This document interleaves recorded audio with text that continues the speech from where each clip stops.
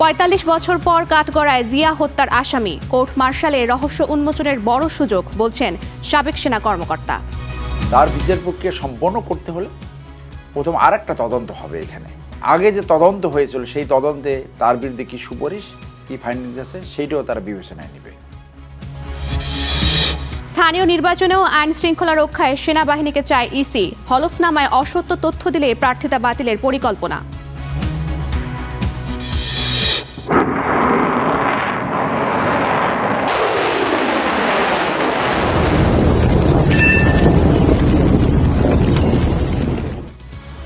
জর্ডানে ক্ষেপণাস্ত্র হামলায় মার্কিন সেনা হতাহতের পর ইরানের উপর আক্রমণ তীব্র করেছে যুক্তরাষ্ট্র।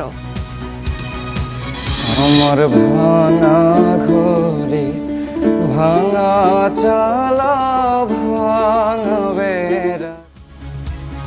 নন্দিত কথাসাহিত্যিক হুমায়ূন আহমেদের প্রয়াণ দিবস আজ। বেঁচে আছেন কোটি পাঠকের নিঃশব্দ ভালোবাসায়। স্বাগত স্টার নিউজের সাথে আছি আমি ফারিহা সাজনী। দেখছিলেন সংবাদ শিরোনাম।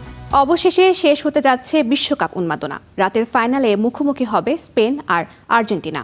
জানবো দর্শকদের উন্মাদনার খবর। বরগুনা থেকে যুক্ত হবেন সহকর্মী নুরুল আহাদ অনিক এবং মানিকগঞ্জ থেকে যুক্ত হবেন সহকর্মী মাহিদুল ইসলাম মাহি। শুরুতেই যাচ্ছি মানিকগঞ্জে। মাহি, বর্তমানে জেলায় স্পেনের সমর্থক কেমন দেখছেন এবং সেই সাথে দর্শকদের মতামত কি রয়েছে, কোন দল জিতবে আজকে?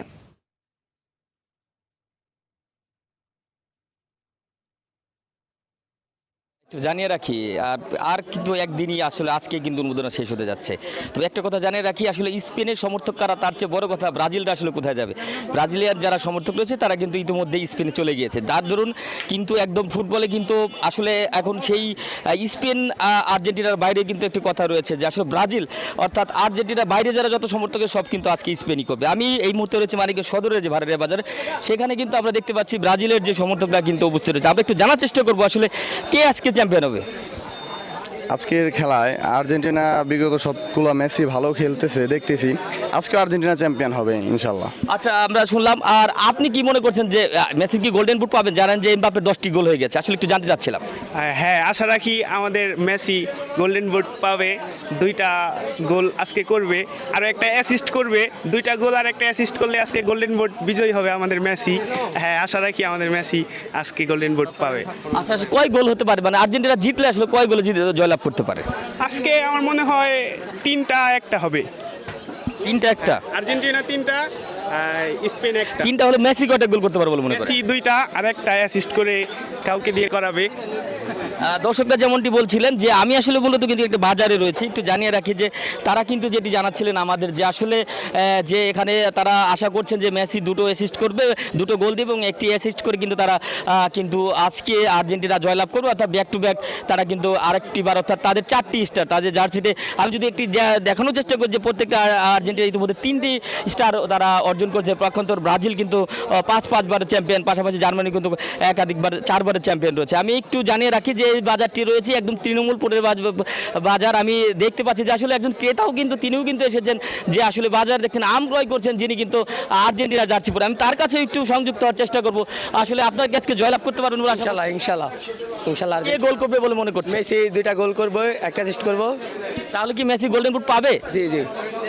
আচ্ছা, যেমনটি জানাচ্ছিলেন যে আসলে সবারই কিন্তু স্বপ্ন যে চ্যাম্পিয়ন হবে আর্জেন্টিনা এবং সেই সাথে গোল্ডেন বুটটি যেটি রয়েছে এমবাপ্পের চেয়ে ফ্রান্সের, তার চেয়ে যে 10টি গোল করেছে সেই 10টি গোল করবে এবং অ্যাসিস্টে একটু এগিয়ে হলেও তারা কিন্তু এবং আজকে চ্যাম্পিয়ন এবং মেসি কিন্তু গোল্ডেন বুট করবে। ফারিয়া, আসলে মানিকগঞ্জের তৃণমূল পর্যায়ে যারা গ্রামগঞ্জের বাজারে যারা রয়েছে তারাও কিন্তু আজকে ফুটবল উন্মোদনা মেতেছে।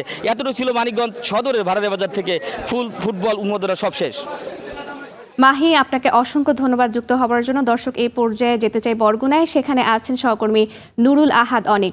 অনেক বর্তমানে বরগুনায় আর্জেন্টিনার সমর্থকদের কেমন উচ্ছ্বাস দেখছেন এবং সেই সাথে বরগুনার কোন কোন জায়গায় বড় পর্দায় খেলা দেখানো হবে, কোনো তথ্য আছে কিনা আপনার কাছে?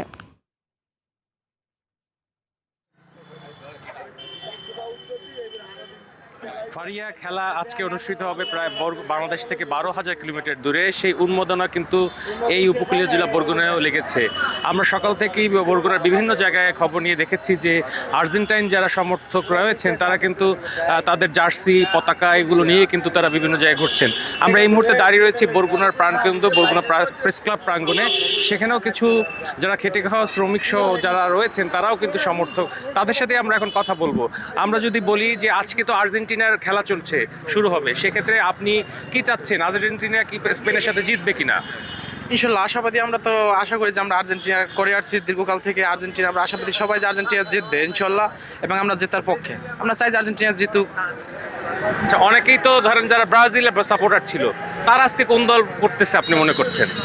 এখন শোনেন, বাংলাদেশ এর ব্রাজিল আর্জেন্টিনা, বাংলাদেশ আর্জেন্টিনা, কিন্তু সবাই এই দুই দলই বেশি সাপোর্টার। কিন্তু তার ভিতরে আছে ব্রাজিলের কিছু অংশ মানুষ তোমার চাইবে যারা মনে করেন স্পেন জিতুক, আবার কিছু মানুষ আছে যে আর্জেন্টিনার ভালো একটা টিম তারা জিতুক। এভাবে তো মনে করেন খেলাধুলা হার জিত থাকবেই।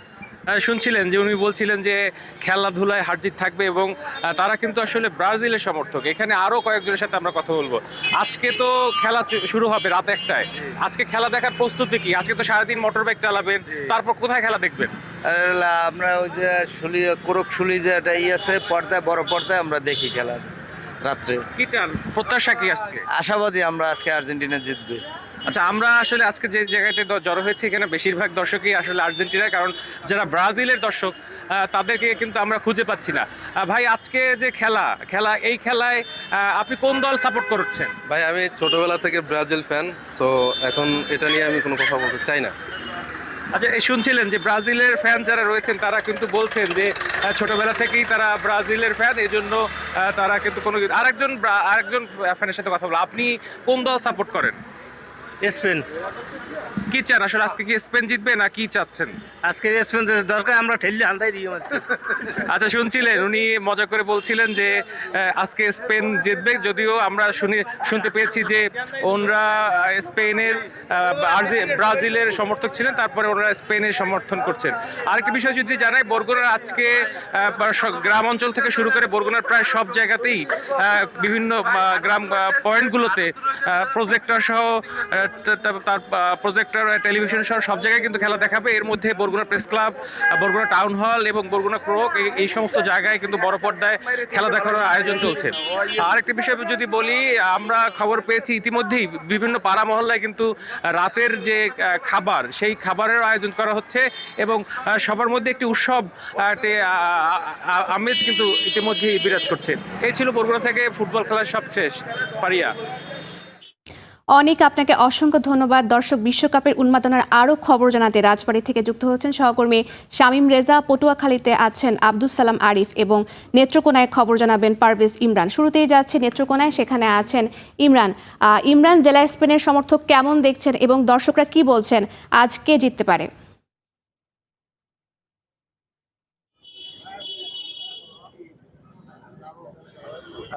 ফারিহা, আপনি জানেন গত 1 মাসেরও বেশি সময় ধরে চলে আসা এই ফুটবল বিশ্বকাপের উত্তেজনা, উন্মাদনা কিন্তু সবই ছিল বিশ্বের মতো, সারা বিশ্বের মতো নেত্রকোনাতেও।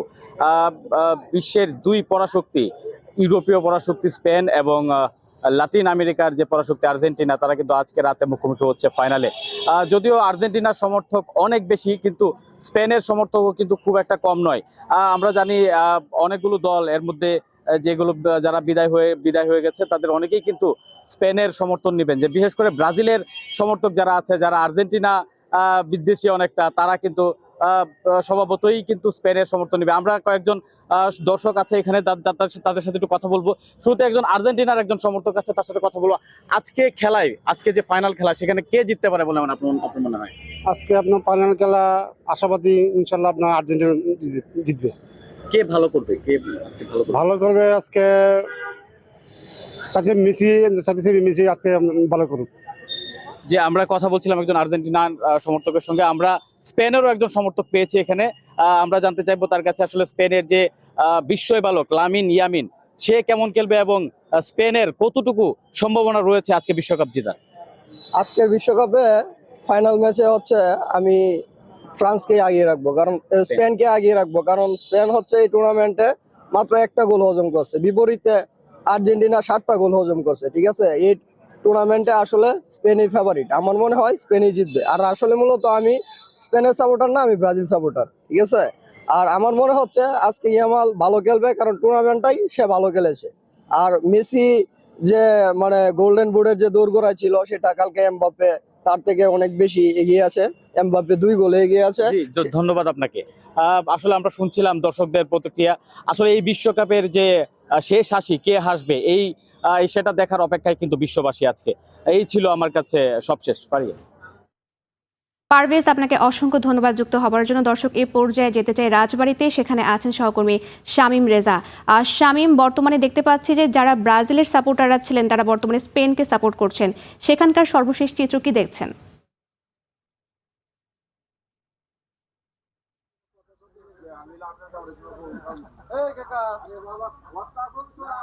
সারা দেশের মতো কিন্তু রাজবাড়িতেও ফুটবল উন্মাদনা কিন্তু ছড়িয়ে পড়ছে।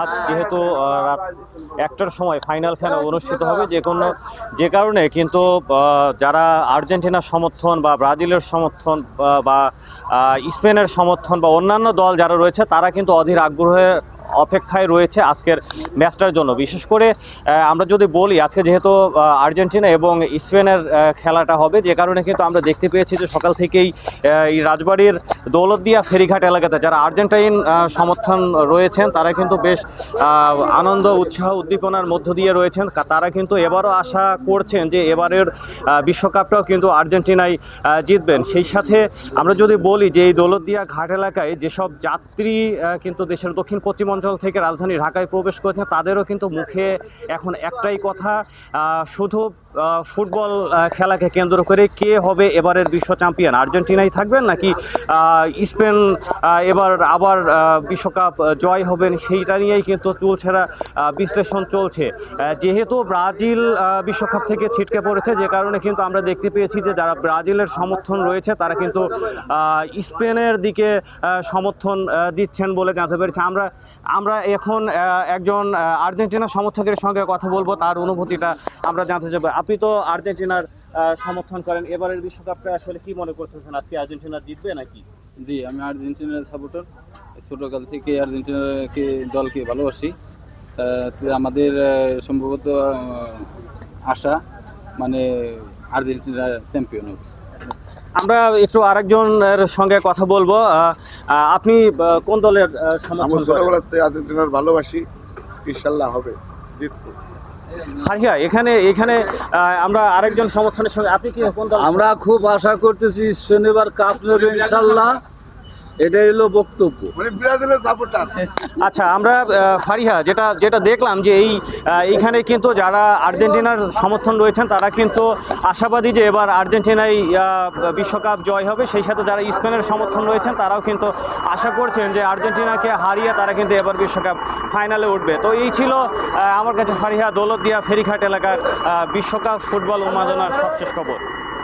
শামীম, আপনাকে অসংখ্য ধন্যবাদ। দর্শক, এই পর্যায়ে যেতে চাই পটুয়াখালীতে, সেখানে আছেন সহকর্মী আব্দুল সালাম আরিফ। আরিফ, বর্তমানে পটুয়াখালীতে সমর্থকদের উচ্ছ্বাস কেমন দেখছেন এবং বিশ্বকাপ ঘিরে তাদের আশা প্রত্যাশা কি রয়েছে, জানাবেন বিস্তারিত। জি ফারিয়া, আপনাকে ধন্যবাদ। পটুয়াখালীর পরিস্থিতি যদি বলি, রাতে খেলা দেখার জন্য কিন্তু বিভিন্ন এলাকায় ক্ষুদ্র ক্ষুদ্র আকারে কিন্তু প্রজেক্টর দিয়ে খেলা দেখার জন্য প্রস্তুতি নিচ্ছে, অনেকে খাওয়া দাওয়ার আয়োজন করছে। সব মিলিয়ে বলা যাচ্ছে যে একটা এলাকা ভিত্তিক একটা প্রস্তুতি রয়েছে। এবং এবারের খেলাটা যেহেতু আর্জেন্টাইনরা শেষ পর্ব পর্যন্ত এগিয়ে এসেছে, সেক্ষেত্রে কিন্তু আর্জেন্টাইন ভক্তদের মধ্যে উন্মাদনা সব থেকে বেশি। আমি এই মুহূর্তে দাঁড়িয়েছি পটুয়াখালী লঞ্চঘাট এলাকায়, যেখানে মানুষের আসলে বিভিন্ন মানুষের আনাগোনা থাকে। তাদের আমরা একটু পরামর্শ, মন্তব্য জানতে চাই। আসলে রাতে খেলা তো দেখবেন, কি অবস্থা, কি হবে মনে করছেন? আলহামদুলিল্লাহ ভালো মনে হয়, আর্জেন্টিনা জিততে পারে সম্ভাবনা আমার মনে হয়। আর্জেন্টিনা জিতবে? জি। যে আসলে খেলা দেখবেন কোথায়, কি পরিকল্পনা কি? খেলা দেখবো আমাদের বাড়ির সামনে এক দোকান আছে, দোকানে বড় টিভি আছে, ওখানে খেলা দেখবো। বড় টিভিতে খেলা দেখবে? জি জি। দর্শক শুনছিলেন যে এখানে উনি একজন অটোরিকশা চালক, তারও পরিকল্পনা রয়েছে রাতে খেলা দেখবে, তারপর দোকানের টেলিভিশনে দেখবে। যে রাতে তো খেলা দেখার পরিকল্পনা আছে, কি হতে পারে ফলাফল? তো আর্জেন্টিনার দিকে ভাই। আর্জেন্টিনা জিতবে? কেন জিতবে আর্জেন্টিনা? খেলার মান ভালো। আর কি অবস্থা, এলাকার সবাই কি বলতেছে? আমরা তো এক জায়গায় তো এই পার্টিতে আছে সবাই, মানে আর্জেন্টিনা পক্ষে। দর্শক যেটি বলছিলেন যে আর্জেন্টাইন ভক্তরা বলছেন যে তারা তো প্রথম থেকে আর্জেন্টিনায় রয়েছেন, সেক্ষেত্রে তো তাদের আসলে পরিকল্পনা হচ্ছে যে তাদের প্রিয় দলটি হয়তো জিতবে। এ কারণে তারা সবাই প্রত্যাশা যে প্রিয় দলকে আবারও বিজয়ের মুকুট তারা মাথায় তুলে দিতে পারবেন, এবং সেই পরিকল্পনা নিয়েই কিন্তু রাতে এই আসরে সবাই উপস্থিত হচ্ছেন। পটুয়াখালী থেকে আমার কাছে এই ছিল সর্বশেষ। পারিয়া। আরিফ, আপনাকে অসংখ্য ধন্যবাদ যুক্ত হবার জন্য। দর্শক, দেশের বিভিন্ন প্রান্ত থেকে আমাদের সহকর্মীরা যুক্ত হয়েছিলেন, তারা জানাচ্ছিলেন বিশ্বকাপ ফুটবলের সর্বশেষ উন্মাদনার খবরাখবর। শহীদ রাষ্ট্রপতি জিয়াউর রহমানের হত্যাকাণ্ড শুধু সেনা অভ্যুত্থান নয়, নির্মম ওই হত্যার নেপথ্যে কারা, সেই প্রশ্নের উত্তর আজও অজানা। ৪৫ বছর পর গ্রেপ্তার হওয়া আসামিকে জিজ্ঞাসাবাদের মাধ্যমে নেপথ্যের কুশলীদের পরিচয় জানার সুযোগ সৃষ্টি হয়েছে, এমন মত সাবেক সেনা কর্মকর্তা ব্যারিস্টার এম সারোয়ার হোসেনের। বলেন, বিচারে আত্মপক্ষ সমর্থনের সুযোগ পাবে আসামি, হবে তথ্যের যাচাই বাছাই। সব মিলিয়ে নির্মম ওই ইতিহাসের নতুন দ্বার উন্মোচন হতে পারে বলে মন্তব্য করেছেন মুজাফফরের কোর্ট মার্শাল। ৩০ মে ১৯৮১ সাল, চট্টগ্রাম সার্কিট হাউসে একদল বিপথগামী সেনা সদস্যের হাতে নিহত হন তৎকালীন রাষ্ট্রপতি জিয়াউর রহমান। বদলে যায় দেশের রাজনীতির গতিপথ। পরে সামরিক আদালতে ১৮ জন সেনা কর্মকর্তার বিচার হয়। ১৩ জনের মৃত্যুদণ্ড কার্যকর হলেও পলাতক ছিলেন ২ মেজর। তাদের একজন মেজর মোজাফফর হোসেন। তবে পলাতক এই আসামি গ্রেপ্তারের পর এখন শুরু হবে তার বিচারিক প্রক্রিয়া। কিন্তু কিভাবে হবে তার এই বিচারিক প্রক্রিয়া? তার বিচার প্রক্রিয়া সম্পন্ন করতে হলে প্রথম আরেকটা তদন্ত হবে এখানে। সেই তদন্তে তার এই পলাতকের জিনিসটা আসবে, পলাতকের ইস্যুটা আসবে, এবং আগে যে তদন্ত হয়েছিল সেই তদন্তে তার বিরুদ্ধে কী সুপারিশ, কী ফাইন্ডিংস আছে, সেইটাও তারা বিবেচনায় নেবে। এরপরে তার সম্বন্ধে সাক্ষীর সার সংক্ষেপ করতে হবে, সামারি অফ এভিডেন্স করতে হবে। এভিডেন্স করার পরে অর্ডার হবে, নতুন করে একটা কোর্ট মার্শাল কনভেন হবে। মেডিকেল টেস্টের পরে তাকে পার্সোনালি জিজ্ঞাসা করতে হয় যে আপনি দোষী না নির্দোষ। এইটা ওই যার বিচার হবে সেই বলবে। এখন অফেন্স দুইটা, একটা হলো সে পলাতক ছিল, আর একটা হলো মিউটিনি। সো এই দুইটার তার সাজা হবে। তার মতে জিজ্ঞাসাবাদে হত্যাকাণ্ডের নেপথ্যের উদ্দেশ্য, সম্ভাব্য ষড়যন্ত্র এবং এতদিনের অমীমাংসিত প্রশ্নগুলোর উত্তর মিলতে পারে। এর ভিতরে অনেকগুলা প্যান্ডোরার বক্স ওপেন হয়ে যেতে পারে, যে এটার সাথে ওই পার্শ্ববর্তী দেশ জড়িত আছে কিনা, তাদের ইন্টেলিজেন্স সংস্থা জড়িত আছে কিনা, এরশাদ কতখানি জড়িত ছিল, এবং কেন জেনারেল মঞ্জুরকে কোর্ট মার্শাল করুক অথবা বিচার করুক সেটা বলা হয় না কেন, এবং কোর্ট মার্শালও ডিফেন্স করার সুযোগ রয়েছে।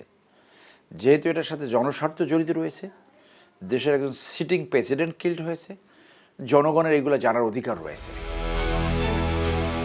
বিশ্লেষকরা মনে করেন ৩ মাসের মধ্যে কোর্ট মার্শালের মাধ্যমে শেষ হতে পারে অবসরপ্রাপ্ত মেজর মোজাফফর হোসেনের বহুল আলোচিত এই বিচার কাজ। নিবিড় সাহা, স্টার নিউজ, ঢাকা।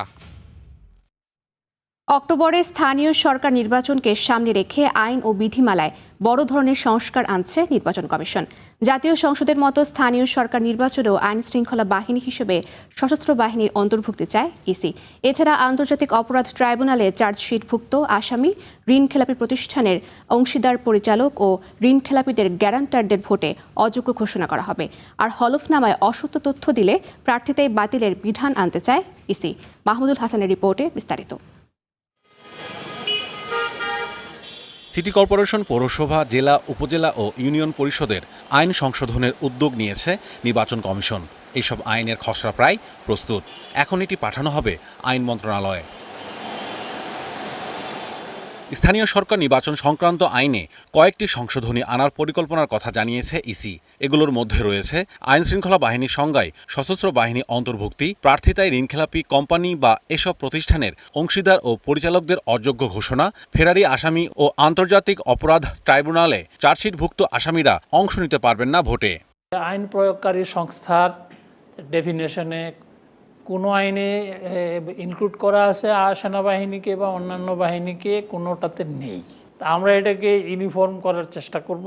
দ্বৈত নাগরিকত্বের ক্ষেত্রে আমরা এটাকে আরও স্পষ্টীকরণের চিন্তা করছি। লাভজনক পদে থাকার জন্য অযোগ্যতা, এই বিষয়টি সব আইনে যাতে থাকে সেই চিন্তাভাবনা আমরা করছি। আন্তর্জাতিক অপরাধ ট্রাইব্যুনালে যদি কারোর বিরুদ্ধে চার্জশিট হয়, তারা অযোগ্য হিসেবে বিবেচিত হবেন। এটা আপনারা ইতিপূর্বে জাতীয় সংসদ নির্বাচনে দেখেছেন। এটি যাতে সব প্রতিষ্ঠানেই থাকে সেই চিন্তাভাবনা নির্বাচন কমিশনের রয়েছে। পাশাপাশি হলফনামায় অসত্য তথ্য দিলে প্রার্থিতা বাতিলের বিধান চাই কমিশন। গেল সংসদ নির্বাচনে আরপিওতে এমন বিধান যুক্ত করেছিল ইসি। নির্বাচনের পর্যবেক্ষক নিয়োগের ক্ষেত্রে কোথাও কোথাও রয়েছে, কোথাও কোথাও নেই। সেটাও আমরা ইউনিফর্ম করার চিন্তাভাবনা করছি।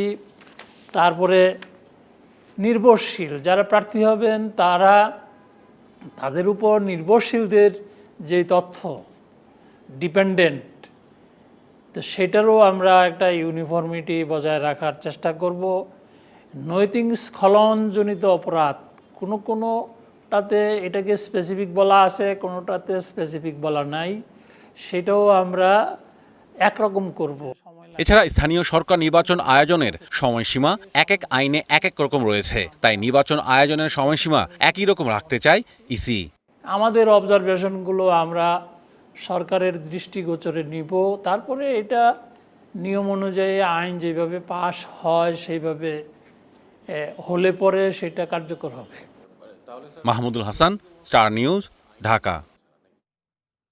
বর্ষা এলে একই চিত্র, সামান্য পানিতেই তলিয়ে যায় শিল্পাঞ্চল, সাভার ও আশুলিয়ার বিভিন্ন সড়ক মহল্লা। বছরের পর বছর ধরে চলা এমন জলাবদ্ধতায় চরম দুর্ভোগে হাজারো মানুষ। একই অবস্থা মাদারীপুরের রাজৈর পৌরসভায়। স্থানীয়দের অভিযোগ, অপরিকল্পিতভাবে ড্রেন নির্মাণ করায় সারা বছর সড়কে জমে থাকছে নোংরা পানি, যাতে বাড়ছে স্বাস্থ্য ঝুঁকি। সড়কে চলছে নৌকা, কেউ ভাসছেন ভেলায়। টানা কয়েকদিনের বৃষ্টিতে সাভার আশুলিয়ার অধিকাংশ সড়ক এখন পানির নিচে, তাই এভাবেই চলাচল করতে হচ্ছে এলাকাবাসীর। এখানে অনেক বসতি আছে যারা বাসা থেকে বাইরেতে পারছে না, ছোট ছেলে পেলে তারা স্কুলে যেতে পারতেছে না। পানি থাকলে তো মোটর ডুবে যাবে, তা মোটর জ্বলে গেলে তার পানিতে যাওয়া যায় না। ঘর ও দোকানে ড্রেনের নোংরা পানি ঢুকে পড়ায় বিপাকে ব্যবসায়ী সহ স্থানীয় বাসিন্দারা। কার্যকর ড্রেনেজ ব্যবস্থার অভাবে জলবদ্ধতা তৈরি হচ্ছে বলে অভিযোগ তাদের। আমার মাল সামানা সব ডুবে গেছে, তখন টাকা করা সম্ভব না। এখানে পানি উঠছে, পানি ওঠার কারণে আমাদের কিছু মাল সামানার ক্ষতি হয়েছে। এমন বাস্তবতায় বরাবরের মতোই আশার বাণী শোনাচ্ছে প্রশাসন। আমাদের এক্সপ্রেসওয়ের কাজ চলমান রয়েছে, যে কাজে এবং সেই এক্সপ্রেসওয়ের সাথে একটু ড্রেনও রয়েছে, সেই কাজটি আসলে নিষ্পন্ন বা সম্পন্ন না হওয়া পর্যন্ত এই সমস্যা থাকবে। তো সেক্ষেত্রে উপজেলা প্রশাসন সার্বক্ষণিক আসলে আমরা মনিটর করছি। অন্যদিকে ড্রেনের নোংরা পানিতে ভাসছে মাদারীপুরের রাজৈর পৌরসভা। ঘোষালকান্দি এলাকায় দূষিত পানি মারিয়ে চলাচল করতে বাধ্য হচ্ছে কোমলমতি শিক্ষার্থীরা, বাড়ছে তাদের স্বাস্থ্য ঝুঁকি। কোনো সময় আমরা পিছলা খেয়ে পড়ে যাই, আমাদের বই খাতা ব্যাগ সব ভিজে যায়। ইতিমধ্যেই আমাদের যে বাচ্চারা আছে, বেশ কয়েকজন বাচ্চার ডেঙ্গু জ্বর হয়েছে। একই চিত্র মাস্টার কলোনি, চক্ষু হাসপাতাল, আমবাগ কুঠিবাড়ি আবাসিক এলাকা সহ পৌরসভার বিভিন্ন স্থানে। পৌরসভা থেকে ড্রেন করছে, ড্রেনের পানিগুলা বৃষ্টি হইলে পরে গিয়া বৃষ্টি হয়ও না, তারপরে গিয়া যে চারিপাশে পানি আসে রাস্তার উপর দিয়ে পানি উঠে যায়। বর্তমান যে পৌরসভা দায়িত্ব আছে তিনি খালটা খনন করছেন, কিন্তু তিনি সম্পূর্ণ কাজটা সমাধান করেন নাই। তবে এমন জলবদ্ধতার দায় নিতে চায় না পৌর কর্তৃপক্ষ।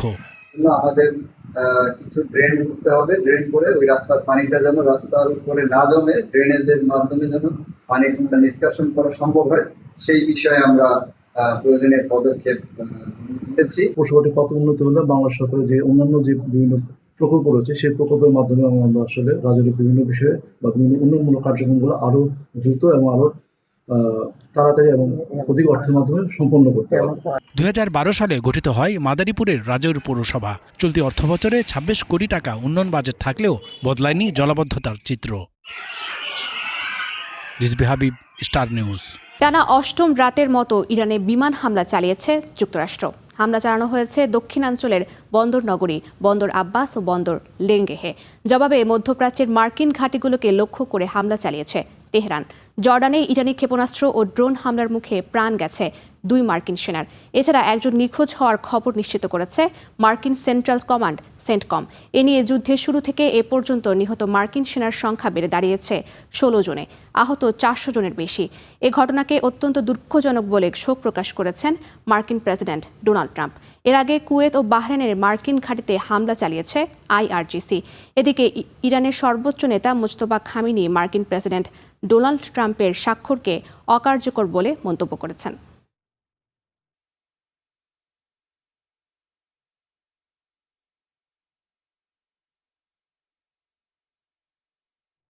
সমঝোতা চুক্তি থেকে বের হয়ে এলো ইরান। ইরানের উপপররাষ্ট্রমন্ত্রী কাজেম গারিবাবাদির বরাত দিয়ে এ তথ্য জানিয়েছে ফার্স্ট নিউজ।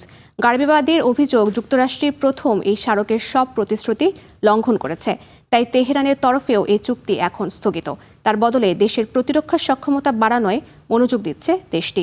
পাকিস্তানে নিযুক্ত ইরানি রাষ্ট্রদূত রেজা আমিরি মোগাদ্দাম বলেছেন, যুদ্ধক্ষেত্রে যা অর্জন করতে পারেনি তা পেতে যুক্তরাষ্ট্র সমঝোতা স্মারকের ভুল দিচ্ছে। হরমুজ প্রণালীর কিছু অংশের নিয়ন্ত্রণ নেওয়ার চেষ্টা করেছে। এ ধরনের ব্যাখ্যা চুক্তির শর্ত ও আন্তর্জাতিক নীতিমালার সুস্পষ্ট লঙ্ঘন। একই সঙ্গে যুক্তরাষ্ট্রের সামরিক পদক্ষেপকে আন্তর্জাতিক আইনের পরিপন্থী উল্লেখ করে এই আগ্রাসী কর্মকাণ্ডের বিরুদ্ধে আন্তর্জাতিক সম্প্রদায়কে জোরালো নিন্দা জানানোর আহ্বান জানিয়েছে তেহরান।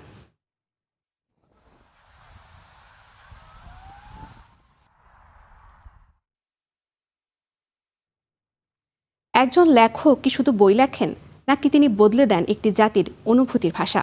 যার গল্পে প্রেম মানে অপেক্ষা, বৃষ্টি মানে স্মৃতি, আর জ্যোৎস্না মানে অন্য এক পৃথিবী। তিনি আজও বেঁচে আছেন কোটি পাঠকের নিঃশব্দ ভালোবাসায়। মৃত্যুর পরও যার বইয়ের পাতায় ফেরে নতুন প্রজন্ম, সেই অনন্য কথাশিল্পী কিংবদন্তি হুমায়ুন আহমেদের প্রয়াণ দিবস আজ।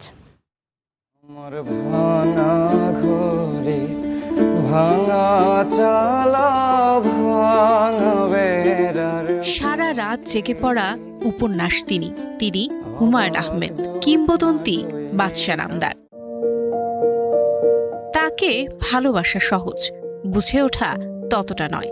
গল্পের চরিত্রের মতো অবাক বিস্ময়ে জ্যোৎস্না দেখা নিছক স্বপ্নবিলাসী মানুষ তিনি ছিলেন না। লেখায় যতটা কোমল, ব্যক্তি জীবনে ততটাই স্বতন্ত্র।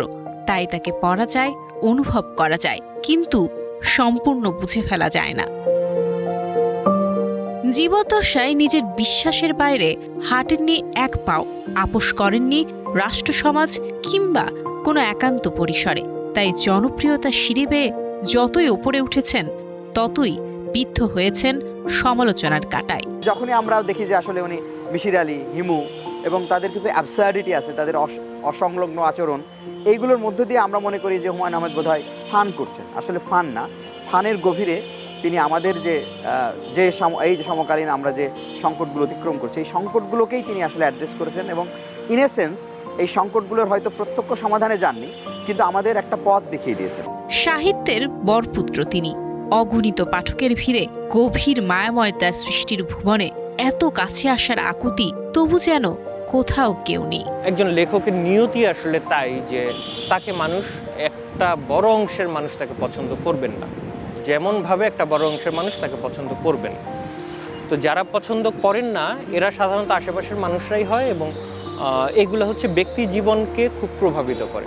একইভাবে হুমায়ুন আহমেদকে খুবই প্রভাবিত করছে আমি তার ব্যক্তি জীবন হিসেবে যতটুকু দেখছি, এবং সেই প্রভাবগুলো তার মনোসংযোগ এবং সাহিত্যে ক্ষতিবৃদ্ধি করতে পারে। মরণব্যাধি ক্যান্সারের সঙ্গে লড়েছেন শেষ জীবনে। যখন ছিলেন হাসপাতালের বিছানায়, অপেক্ষায় ছিল সারা বাংলাদেশ। ফিরবেন তিনি নতুন কোনো গল্প নিয়ে, কিন্তু শ্রাবণের এক বর্ষা দিনে চলে গেছেন গল্পের জাদুকর।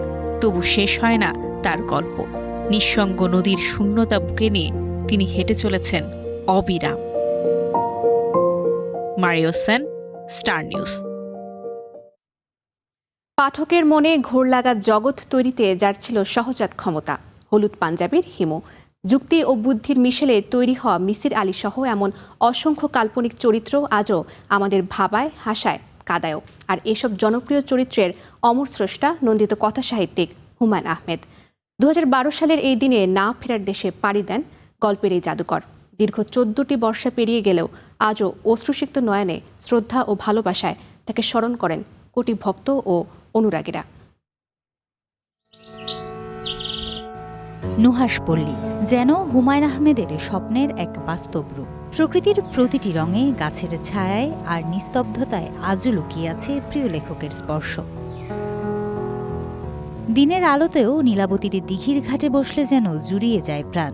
মনে হয় রাত হলেই বুঝি এখানে নেমে আসবে রূপালী জ্যোৎস্না, আর বৃষ্টি নামলেই জীবন্ত হয়ে উঠবে তার অমর সৃষ্টি বৃষ্টিবিলাস।